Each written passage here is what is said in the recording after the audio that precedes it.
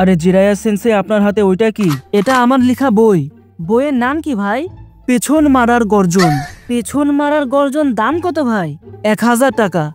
একটা বইয়ের দাম 1000 টাকা? কি আছে এই বইয়ের মধ্যে? পেছন মারার গর্জন। এই বই পড়লে তোমার জীবনে থাকবে না কোনো অর্জন। পৃষ্ঠা নাম্বার 5, ল্যাংটা হয়ে নাচ। পাবলিকদের কিভাবে পেছন মারতে হয়, পাবলিকদের পেছনে কিভাবে বাঁশ দিতে হয়, সব লেখা আছে এই বইয়ের মধ্যে। আর যদি আমি নিজের হাতে লিখে দিই তাহলে 10,000 টাকা।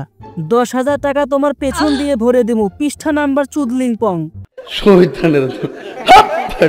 সামনে একটা নির্বাচন আছে, তুমি তোমার আব্বু আম্মুকে বলবে যে আঙ্কেলের সাথে আমার কথা হয়েছে, আঙ্কেল বলেছে, আঙ্কেলরা সরকার দায়িত্ব পেলে তারেক আঙ্কেলরা এইভাবে আমাদের শিক্ষার ব্যবস্থা করবে। চাচা চাচি সবাইকে তুমি চেষ্টা করবে কনভিন্স করার জন্য যাতে ধানের শীষে ভোট দেয়।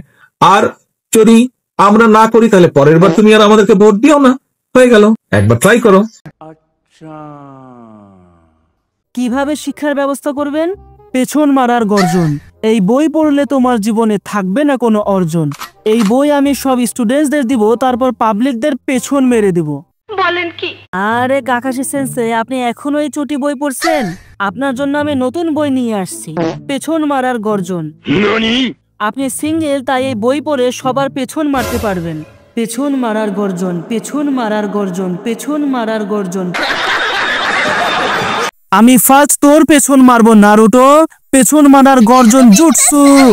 মেরে দিল রে, পেছন মেরে দিল।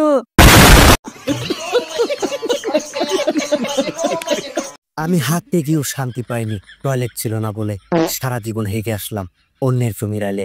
আমি অন্ধকারেও হেগে এসেছি, কেউ পায়নি টের। একটু হাঁটতে চেয়েছিলাম তোমার টয়লেটে, তুমি করে দিলে আমায় বের। শান্তিতে হাগা। পৃষ্ঠা নাম্বার 9-6।